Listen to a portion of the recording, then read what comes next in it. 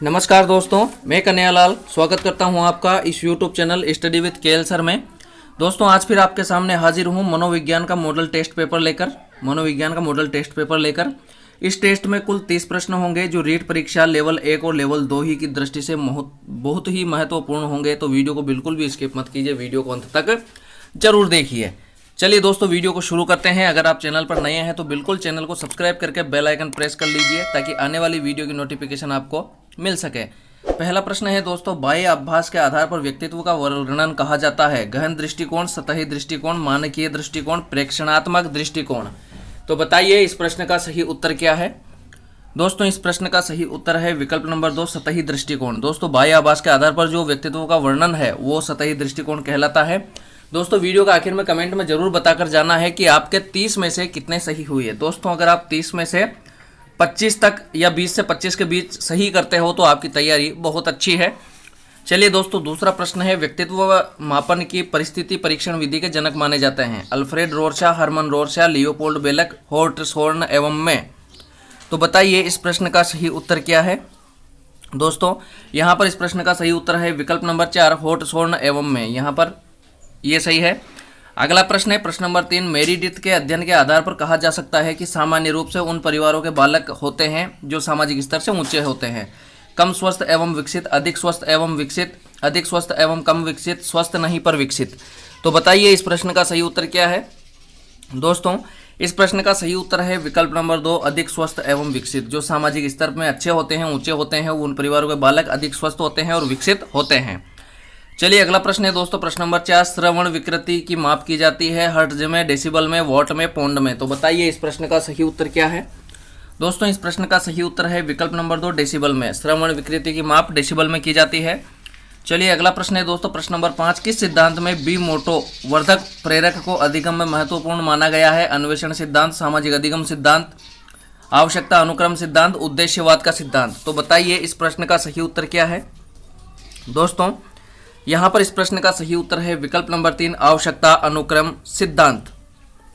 चलिए दोस्तों अगला प्रश्न है प्रश्न नंबर 6, घोड़े को तालाब तक ले जाया जा सकता है लेकिन पानी पीने के लिए बाध्य नहीं किया जा सकता। इसका कारण है? तत्परता का अभाव, प्रभाव का अभाव, संतोष का अभाव, इनमें से कोई नहीं। तो बताइए इस प्रश्न का सही उत्तर क्या है? दोस्तों यहाँ पर इस प्रश्न का सही उत्तर है विकल्प नंबर 1, तत्परता का अभाव। अगर उसमें तत्परता नहीं होगी तो उसको कुछ भी नहीं करवा सकते। मतलब घोड़े को तालाब तक ले जा सकते हैं लेकिन अगर उसमें पानी पीने की इच्छा नहीं है तो उसको पानी नहीं पिलाया जा सकता। विकल्प नंबर 1 सही है। अगला प्रश्न है दोस्तों प्रश्न नंबर 7, कौन सा एक योगात्मक मूल्यांकन से संबंधित है? अध्यापक को छात्र की प्रगति के बारे में निरंतर और तत्काल प्रतिक्रिया प्रदान करना, शिक्षण सामग्री के आणविक विश्लेषण पर केंद्रित, शिक्षार्थी की उपलब्धि का लगातार व्यवस्थित आकलन, सत्र के अंत में शिक्षार्थी के प्रदर्शन का अंतिम आकलन। तो बताइए इस प्रश्न का सही उत्तर क्या है? दोस्तों यहाँ पर इस प्रश्न का सही उत्तर होगा विकल्प नंबर 4, सत्र के अंत में शिक्षार्थी के प्रदर्शन का अंतिम आकलन। योगात्मक मूल्यांकन से संबंधित विकल्प नंबर 4 सही रहेगा। जो मूल्यांकन है उसको, योगात्मक मूल्यांकन को समेटिव इवेल्युएशन भी कहा जाता है, यानी योगात्मक आकलन। अगला प्रश्न है प्रश्न नंबर 8, क्रियात्मक अनुसंधान में क्रियात्मक उपकल्पनाओं का निर्माण समस्याओं के कारणों पर आधारित है। क्रियात्मक उपकल्पनाओं का निर्माण किसी तर्कयुक्त विवेक पर आधारित है। क्रियात्मक उपकल्पनाओं का निर्माण इस प्रकार किया जाता है ताकि उनका सांख्यिकीय सत्यापन किया जा सके। क्रियात्मक उपकल्पनाओं का निर्माण नहीं किया जाता। तो बताइए इस प्रश्न का सही उत्तर क्या है? दोस्तों इस प्रश्न का सही उत्तर है विकल्प नंबर 1, क्रियात्मक उपकल्पनाओं का निर्माण समस्याओं के कारणों पर आधारित होता है। बिल्कुल समस्याओं के कारणों के आधार पर ही क्रियात्मक अनुसंधान की उपकल्पनाओं का निर्माण किया जाता है। चलिए दोस्तों अगला प्रश्न है प्रश्न नंबर 9, निम्न में से कौन सा मानसिक विकास का पहलू है? बुद्धि, भाषा, संवेदना, उपयुक्त सभी। तो बताइए दोस्तों इस प्रश्न का सही उत्तर क्या है? दोस्तों यहाँ पर इस प्रश्न का सही उत्तर होगा विकल्प नंबर 4, उपयुक्त सभी। मानसिक विकास के पहलू बुद्धि भी है, भाषा भी और संवेदना भी है। चलिए दोस्तों अगला प्रश्न है प्रश्न नंबर 10, व्यक्तित्व का पहला प्रकारात्मक वर्गीकरण प्रस्तुत किया? मन ने, शेल्डन ने, हिपोक्रेटस ने, केटल ने। तो बताइए इस प्रश्न का सही उत्तर क्या है? दोस्तों यहाँ पर इस प्रश्न का सही उत्तर है विकल्प नंबर 3, हिपोक्रेटस। व्यक्तित्व का पहला प्रकारात्मक वर्गीकरण के हिपोक्रेटस ने किया। व्यक्तित्व है वो अंग्रेजी भाषा के पर्सनैलिटी शब्द से बना है, अंग्रेजी के पर्सनैलिटी शब्द का से बना है और उसकी उत्पत्ति परसोना से हुई है, जिसका अर्थ होता है दोस्तों मुखौटा। अगला प्रश्न है प्रश्न नंबर 11, अधिगम में उपयोग और अनुपयोग के नियम को कहा जाता है प्रभाव का नियम, सर्ब का नियम, प्रबलन का नियम, अभ्यास का नियम। तो बताइए इस प्रश्न का सही उत्तर क्या है। दोस्तों यहाँ पर इस प्रश्न का सही उत्तर होगा विकल्प नंबर 4, अभ्यास का नियम। उपयोग और अनुपयोग का जो नियम है उसे अभ्यास का नियम के नाम से भी जाना जाता है। चलिए अगला प्रश्न है दोस्तों प्रश्न नंबर 12, राष्ट्रीय पाठ्यचर्या रूपरेखा 2005 में गुणवत्ता आयाम शीर्षक के अंतर्गत अधिक महत्व दिया गया भौतिक संसाधनों को, शिक्षित और अभिप्रेरित अध्यापकों को, बालकों के लिए ज्ञान के संदर्भ में संरचित अनुभवों को, बालकों के लिए संरचित अनुभव एवं पाठ्यक्रम सुधार को। तो बताइए इस प्रश्न का सही उत्तर क्या है। दोस्तों यहाँ पर इस प्रश्न का सही उत्तर है विकल्प नंबर 4, बालकों के लिए संरचित अनुभव और पाठ्यक्रम सुधार को। अगला प्रश्न है दोस्तों प्रश्न नंबर 13, भारतीय शिक्षा प्रणाली में अधिगम प्रतिफलों का निर्धारण निम्न में से किस संस्था द्वारा किया जाता है। राष्ट्रीय शैक्षिक अनुसंधान और प्रशिक्षण परिषद, राष्ट्रीय शिक्षक शिक्षा परिषद, न्यूपा, और इन उपयुक्त में से कोई नहीं। तो बताइए इस प्रश्न का सही उत्तर क्या है। दोस्तों यहाँ पर इस प्रश्न का सही उत्तर है विकल्प नंबर 1, राष्ट्रीय शैक्षिक अनुसंधान एवं प्रशिक्षण परिषद। इसके द्वारा भारतीय शिक्षा प्रणाली में अधिगम प्रतिफलों का निर्धारण किया जाता है। दोस्तों यहाँ पर विकल्प नंबर 1 अपना सही हो जाता है। अगला प्रश्न है प्रश्न नंबर 14, निम्न में से कौन सा शोध का चरण शोध को क्रियात्मक अनुसंधान बनाता है। उपकल्पनाओं का निर्माण, प्रोग्राम का क्रियान्वयन और अंतिम मूल्यांकन, सामान्यीकरण, शोध आकल्प का अपरिवर्तन, कठोर होना। तो बताइए इस प्रश्न का सही उत्तर क्या है। दोस्तों यहाँ पर इस प्रश्न का सही उत्तर है विकल्प नंबर 2, प्रोग्राम का क्रियान्वयन और अंतिम मूल्यांकन। चलिए दोस्तों अगला प्रश्न है प्रश्न नंबर 15, शेषवावस्था की विशेषता नहीं है। शारीरिक विकास की तीव्रता, दूसरों पर निर्भरता, नैतिकता का होना, मानसिक विकास में तीव्रता।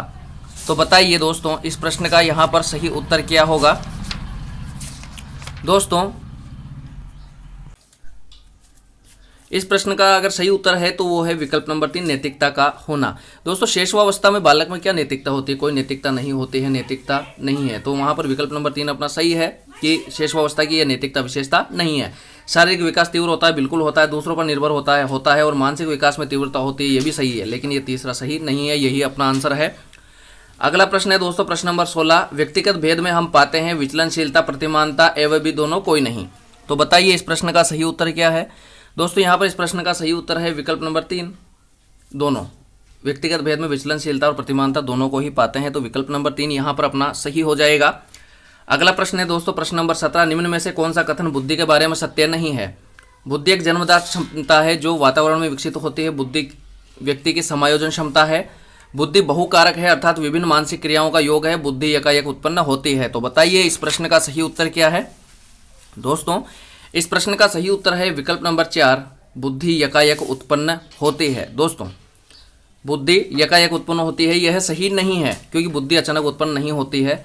ये तीनों ही बुद्धि की विशेषताएं हैं। चलिए दोस्तों अगला प्रश्न है प्रश्न नंबर 18, एरिक्सन के अनुसार बच्चों का मनोसामाजिक विकास 8 चरणों में होता है।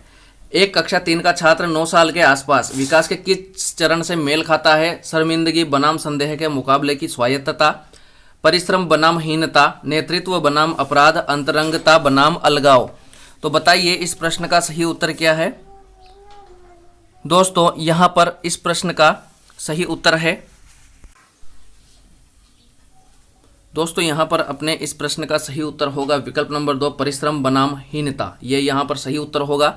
जो 9 साल का बालक है वो इसके अंतर्गत आता है, परिश्रम बनाम हीनता। चलिए दोस्तों अगला प्रश्न है प्रश्न नंबर 19, स्कीमा का मतलब है खंडन क्रियाविधि, अधिगम विधि, लंबे समय की याददाश्त में सूचना के संगठित पैकेट्स का एकत्रित होना, शारीरिक प्रतिक्रिया प्रतिवाद क्रियाविधि। तो बताइए इस प्रश्न का सही उत्तर क्या है। दोस्तों यहाँ पर इस प्रश्न का सही उत्तर है विकल्प नंबर 3, लंबे समय के याददाश्त में सूचना के संगठित पैकेट्स का एकत्रित होना, ये स्कीमा है। अगला प्रश्न है प्रश्न नंबर 20, किसी उद्दीपन के निरंतर दिए जाने से व्यवहार में होने वाला अस्थायी परिवर्तन कहलाता है अभ्यस्तता, अधिगम, अस्थायी अधिगम और अभिप्रेरणा। तो बताइए इस प्रश्न का सही उत्तर क्या है। दोस्तों यहाँ पर इस प्रश्न का सही उत्तर आएगा विकल्प नंबर 1, अभ्यस्तता। दोस्तों निरंतर उद्दीपन दिए जाने से व्यवहार में जो अस्थायी परिवर्तन होता है, अभ्यस्तता होती है, धीरे धीरे धीरे धीरे वो आदत में परिवर्तित होने लगता है। तो यहाँ पर विकल्प नंबर 1 अपना सही है। चलिए दोस्तों अगला प्रश्न है प्रश्न नंबर 21, बालक की शारीरिक वृद्धि और विकास के बारे में निम्न में से कौन सा कथन असत्य है। बालक के जन्म के समय बालक का भार लगभग 7 पाउंड तथा लंबाई 50 सेमी होती है। बालक के जन्म के समय बालक के मस्तिष्क का भार 350 ग्राम तथा मस्तिष्क का आकार शरीर के आकार का 1/4 होता है। 6 माह में शिशु के दूध के दांत निकलते हैं जो 1 वर्ष में बढ़कर 8 व 4 वर्ष में बढ़कर 20 हो जाते हैं। शिशु के हृदय की धड़कन प्रारंभ में 72 बार प्रति मिनट होती है जो कि 6 वर्ष की आयु में घटकर 100 बार प्रति मिनट हो जाती है। तो बताइए इस प्रश्न का सही उत्तर क्या है। दोस्तों अगर यहाँ पर देखा जाए तो शिशु का हृदय की धड़कन है जो पहले 72 नहीं होती है, बाद में जब वो युवावस्था में आ जाता है या किशोरावस्था में आ जाता है तो उस समय उसकी जो हृदय की धड़कन है वो 72 होती है। तो यहाँ पर विकल्प नंबर 4 ही अपने सही होगा। दोस्तों आरंभ में जो है शिशु के हृदय की धड़कन 140 बार प्रति मिनट होती है और 6 वर्ष में 100 बार आ जाती है। तो यहाँ पर अपने विकल्प नंबर 4 सही हो जाएगा। अगला प्रश्न है प्रश्न नंबर 22। सृजनशीलता के पोषण के लिए अध्यापक को निम्न में से किस विधि की सहायता लेनी चाहिए? ब्रेनस्टॉर्मिंग, विचारावेश, व्याख्यान विधि, दृश्य श्रव्य सामग्री, इनमें से सभी। तो बताइए इस प्रश्न का सही उत्तर क्या है। दोस्तों यहाँ पर इस प्रश्न का अपने सही उत्तर होगा विकल्प नंबर 1 ब्रेनस्टॉर्मिंग। सृजनशीलता के पोषण के लिए अध्यापक को इसकी सहायता लेनी चाहिए। अगला प्रश्न है प्रश्न नंबर 23। शिक्षक से डांट खाकर अपने छोटे भाई बहनों पर भड़ास निकालना कहा जाएगा? प्रतिगमन, आक्रामकता, प्रत्यावर्तन, विस्थापन। तो बताइए इस प्रश्न का सही उत्तर क्या है। दोस्तों यहाँ पर इस प्रश्न का सही उत्तर है विकल्प नंबर 4 विस्थापन। चलिए अगला प्रश्न है प्रश्न नंबर 24। एक संतुलित व्यक्तित्व वह है जिसमें इदम एवं परम अहम के बीच संतुलन स्थापित किया जाता है। इदम एवं अहम के बीच संतुलन स्थापित किया जाता है।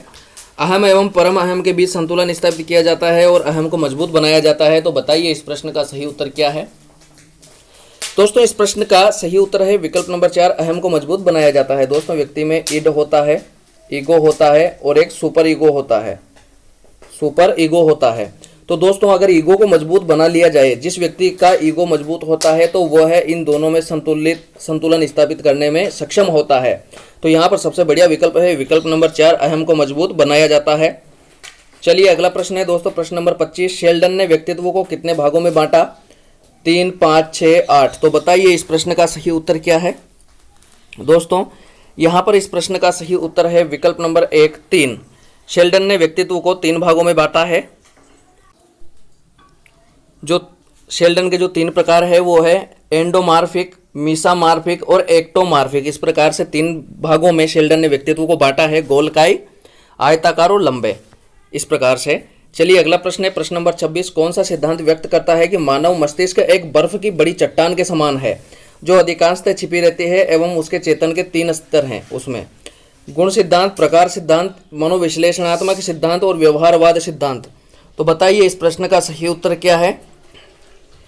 दोस्तों यहाँ पर इस प्रश्न का सही उत्तर है विकल्प नंबर 3 मनोविश्लेषणात्मक सिद्धांत के अनुसार ही मानव मस्तिष्क एक बर्फ की बड़ी चट्टान के समान है जो अधिकांशतः छिपी रहती है और उसमें चेतन के 3 स्तर है। दोस्तों जो सिगमंड फ्राइड है उनको मनोविश्लेषणवाद के जनक के रूप में माना जाता है। अगला प्रश्न है प्रश्न नंबर 27। कुर्ट लेविन ने अपने अधिगम सिद्धांत क्षेत्र सिद्धांत में उस शक्ति को क्या नाम दिया जो किसी व्यक्ति को लक्ष्य के पास या दूर ले जाते हैं? वेक्टर्स व वैलेंसी, वातावरण, टोपोलॉजी और लाइफ स्पेस। तो बताइए इस प्रश्न का सही उत्तर क्या है। दोस्तों यहाँ पर इस प्रश्न का सही उत्तर है विकल्प नंबर 1 वेक्टर व वैलेंसी। इनको कर्षण भी कहा जाता है, कर्षण। अब कर्षण का मतलब है दोस्तों, कर्षण में आ जोड़े तो आकर्षण खींचने वाला और प्रति जोड़ दे तो प्रतिकर्षण दूर ले जाने वाला। तो वो शक्ति है वेक्टर व वैलेंसी जो किसी व्यक्ति को लक्ष्य के पास या दूर ले जाते हैं, वेक्टर, वैलेंसी, कर्षण। चलिए अगला प्रश्न है दोस्तों प्रश्न नंबर 28। बालकों का मुफ्त एवं अनिवार्य शिक्षा का अधिकार 2009 में निम्न में से किस पर ध्यान नहीं दिया गया? अध्यापकों को प्रशिक्षण की सुविधा प्रदान करना, घुमंतु बालकों के प्रवेश को सुनिश्चित करना, एकेडमिक कैलेंडर को निर्धारित करना, 14 वर्ष के पश्चात की शिक्षा। तो बताइए दोस्तों इस प्रश्न का सही उत्तर क्या है। दोस्तों यहाँ पर इस प्रश्न का सही उत्तर है विकल्प नंबर 4 14 वर्ष के पश्चात की शिक्षा। दोस्तों जो बालकों का मुफ्त एवं अनिवार्य शिक्षा अधिकार अधिनियम 2009 है उसमें 14 वर्ष के पश्चात की शिक्षा पर कोई ध्यान नहीं दिया गया। अगला प्रश्न है दोस्तों प्रश्न नंबर 29। अभिवृद्धि और विकास के संबंध में कथन असत्य है। विकास सामान्य से विशेष की ओर चलता है। विकास की सभी दशाएं परस्पर संबंधित होती है। विकास और वृद्धि बालक की अपनी वैयक्तिकता के अनुरूप होती है। विकास लंबवत होता है। तो बताइए इस प्रश्न का सही उत्तर क्या है। दोस्तों यहाँ पर इस प्रश्न का सही उत्तर है विकल्प नंबर 4 विकास लंबवत होता है। यह कथन असत्य है क्योंकि दोस्तों विकास लंबवत नहीं होकर के वर्तुलाकार होता है। वर्तुलाकार होता है दोस्तों, वर्तुलाकार होता है। तो विकल्प नंबर 4 अपना सही है। चलिए दोस्तों, अगला और आखिरी 30वां प्रश्न। उससे पहले अगर आपने वीडियो को अभी तक लाइक नहीं किया तो लाइक शेयर करें और चैनल को सब्सक्राइब करें। 30वां प्रश्न है दोस्तों, किसने कहा कि विद्यालय एक बाग के समान है तथा शिक्षक का स्थान माली व बच्चे पौधे के समान है? Maria Montessori, Froebel, Henry Caldwell Cook, Stanley Hall. तो बताइए इस प्रश्न का सही उत्तर क्या है दोस्तों? यहाँ पर इस प्रश्न का सही उत्तर है अपने विकल्प नंबर 2, फ्राबेल। ये जो परिभाषा है, विद्यालय एक बाग के समान है तथा शिक्षक का स्थान माली व बच्चे पौधे के समान है, यह फ्राबेल ने कहा था। फ्राबेल यहाँ पर अपने विकल्प नंबर 4 सही हो जाएगा दोस्तों। इन्होंने किंडरगार्टन प्रणाली का इनको जन्मदाता माना जाता है, किंडरगार्टन प्रणाली। तो चलिए दोस्तों, आज के लिए इतना ही। मिलते हैं जल्दी ही नए वीडियो में नए टेस्ट के साथ। तब तक के लिए नमस्कार।